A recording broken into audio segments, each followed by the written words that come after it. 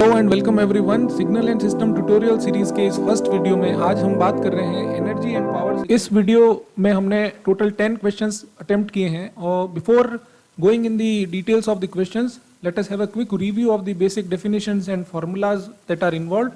So the energy signal is having finite energy and zero power in it.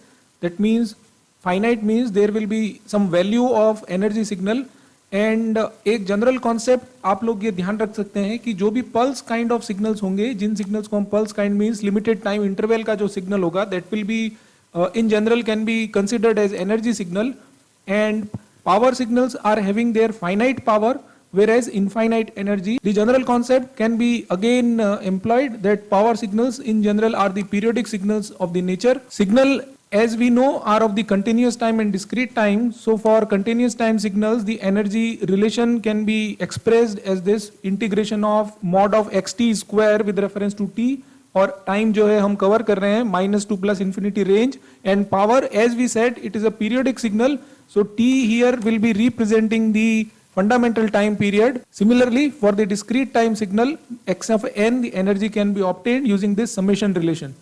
अब चलिए हम start करते हैं question. So question number 1 says there is a signal which is continuous time x of t, और ये exist करता है आपका 0 से लेके 2 के बीच. Everywhere else the value is 0.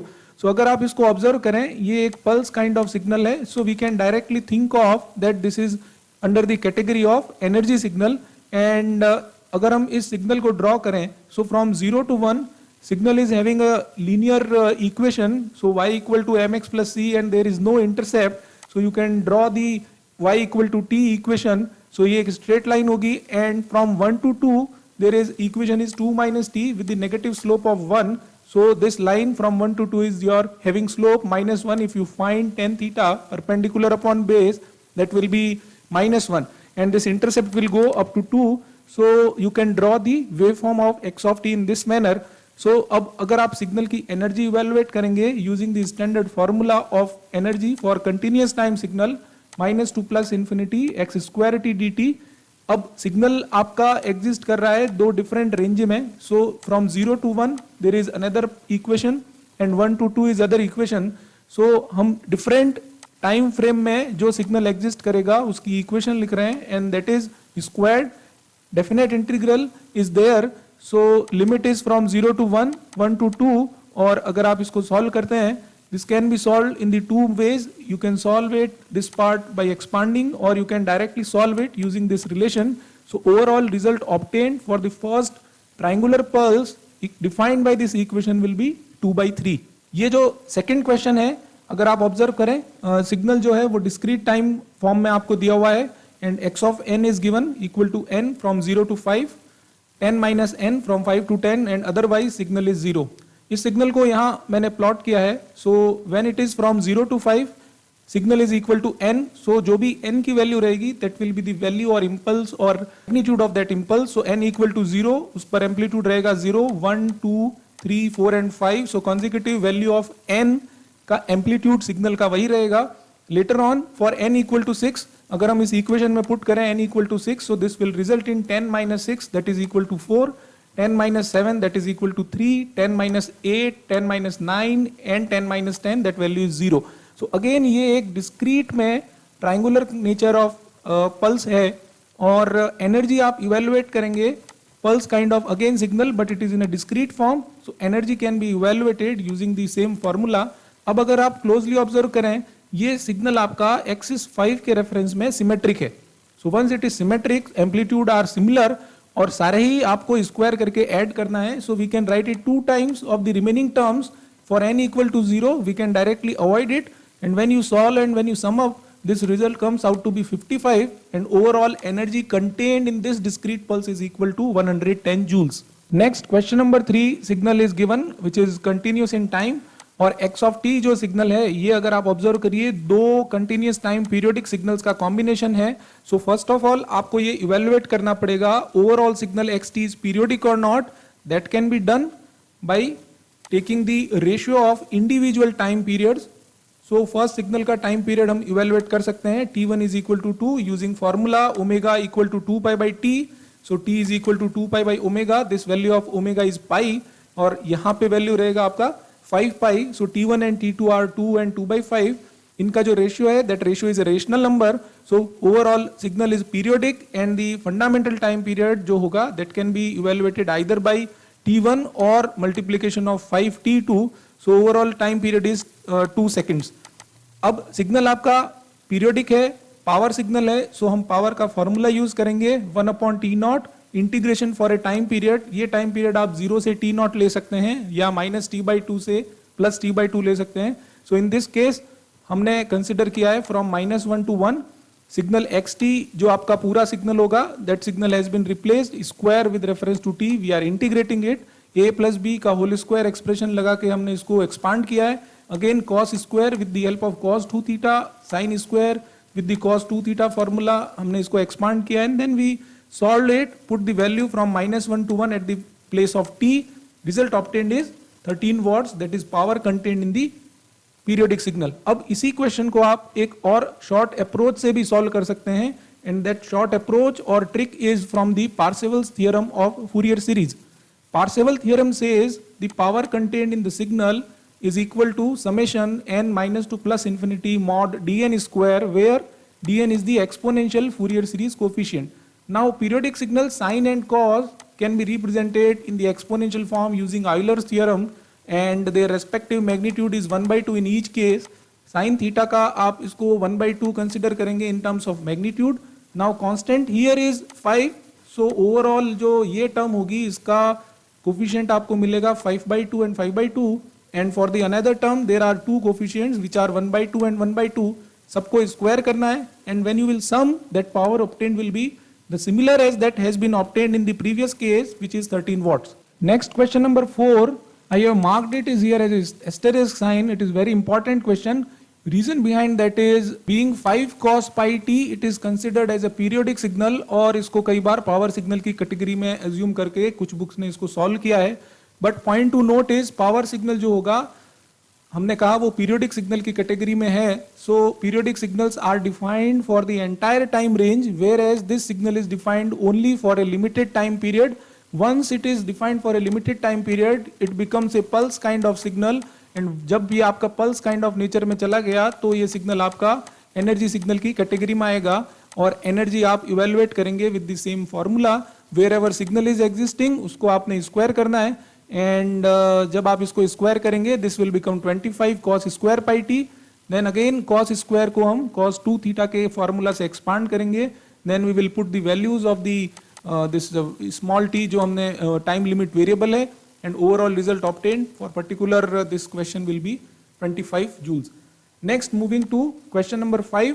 Similar kind of question. Again ये आपका डिस्क्रीट नेचर में सिग्नल है और लिमिटेड है. Even though it looks like it may be or periodic because of sin or cos, but आपको पहला टाइम लिमिट चेक करना है कि वो किस टाइम लिमिट पे एग्जिस्ट करता है. तो ये फाइनाइट टाइम का सिग्नल है, so it will never be periodic and energy can be obtained. Signal basically falls either energy or power, neither energy nor power, but it will never be both energy and power signal. So the question can be solved using the same formula for the discrete x square n. for the जहाँ भी आपका signal exist करेगा you will integrate or sum it up in this case और ये आपका result आएगा 4 joules. Next यहाँ question जो है that is a cosine wave and यहाँ आप ऑब्जर्व करिए कोई लिमिट नहीं है. It means it is existing from -infinity to +infinity and signal is periodic. तो पीरियोडिक सिग्नल है, इसका फंडामेंटल टाइम पीरियड जो होगा इस फ्रीक्वेंसी से आप इवेलुएट कर सकते हैं that is omega equal to 2π/T0. So T0 will be 2π/ओमेगा और उसको आप 0 to 2π/ओमेगा और -π/ओमेगा से +π/ओमेगा तक आप इसको इंटीग्रेट कर सकते हैं using the formula for power signal 1/T0 integrate for a time period x² t dt और putting the values of the given signal cos square theta is converted in the cos 2 theta form और हम इसको finally evaluate करते हैं. Value obtained is a²/2 watt. Similarly, as we did in the previous questions, short trick can be applied using the Parseval's theorem. हम अगर इसके coefficient find करेंगे exponential coefficients will be a/2 and a/2. तो जो भी exponential coefficients हैं square them, sum them, that is the obtained power of the periodic signal and that power is a square by 2. Next question number 7, 1 by 2 cos omega t plus 1. ये important signal है and it is known as a raised cosine pulse जिसकी waveform कुछ इस तरह से है, existing from minus pi by omega to plus pi by omega. So again आप observe करिए, ये एक पल्स काइंड ऑफ सिग्नल रहेगा और इसकी लिमिट जो है वो दिया है आपको. सो स्क्वायर करेंगे और integration with reference to t. So cos 2 theta formula हमने यहाँ अप्लाई किया है और जब आपने इसको सॉल्व किया so result obtained is 3 pi by 2 omega. So इस क्वेश्चन को for the objective point of view you can remember that it is 1.5 times of the one sided signal. Suppose आपको अगर ये वैल्यू दे रखी हो so objectively multiple choice question में directly आप इसको 1.5 टाइम से मल्टीप्लाई करके you can save your time in finally evaluating the energy of this signal. Question number 8, again limited time signal, pulse kind of signal. This is a trapezoidal waveform. So integrate करेंगे इसको for the different time regions from -5 to -4, equation of a line, then a constant value of 1 and again decaying slope from 4 to 5. So इन सभी को हम partly integrate करेंगे in the given time ranges. And formula of x square T, particular range में signal जो exist होगा उसको square करना है, टाइम के साथ इंटीग्रेट करेंगे, लिमिट पुट करेंगे, then you will get the result of energy that is equal to 26/3 joules. In question number 9 जो आपका प्रीवियसली क्वेश्चन में डिफाइंड सिग्नल है that has been passed through a differentiator, और अगर आप इसको फिल्टरिंग की फॉर्म में कहें तो ये आपका हाई पास फिल्टर का ऑपरेशन है. सो अदर वर्ड्स क्वेश्चन में be asked the energy of the signal once it is passed through a high pass filter. So line का differentiation step होगा, क्योंकि जनरल जो हमने अगर आपने ऑब्जर्व किया हो इम्पल्स सिग्नल को इंटीग्रेट करने से आपको मिलता है unit step. By integrating unit step you get the ramp signal and reverse process is of differentiation. So इस रैंप सिग्नल का जब आप डिफरेंशिएशन करेंगे ये कन्वर्ट होगा स्टेप सिग्नल में. स्लोप इज पॉजिटिव, सो इसका एम्पलीट्यूड जो होगा दैट विल बी प्लस, और जो इसकी स्लोप रहेगी नेगेटिव है. सो जो भी स्लोप है that becomes the magnitude. So here slope is -1, here slope is +1, so there will be respective amplitude of the pulses. अब इनका आपको इंटीग्रेट करना है स्क्वायर करके. So energy can be obtained by E y. अगर हम इसको डिनोट करें, since y t is equal to d by d t x of t, so it will be integration wherever the signal existing from -4 to +4 signal is 0, from -5 to -4 and 4 to 5 we will square and then integrate time to get the overall output. Last question number 10, signal xt is existing from 0 to capital T. Again pulse kind of signal. So pulse kind of signal होने से जैसे हमने first slide में discuss किया है it will fall under the category of energy signals. So अब हम इसको इंटीग्रेट करेंगे. अब ये आपका एक तरह से लो पास फिल्टर के थ्रू पास हो रहा है. So जब आपने इसको इंटीग्रेट किया it is converted in a ramp and that ramp is a limited ramp up to 0 to t. In general अगर ramp signal है आपका तो वो neither energy nor power signal की कैटेगरी में जाएगा, but here you can see that the slope of this ramp is capital A and it is existing from 0 to t, so it is a pulse kind of signal. So इसको integrate करेंगे, limit put किया आपने, so energy obtained for this is a square t cube by 3.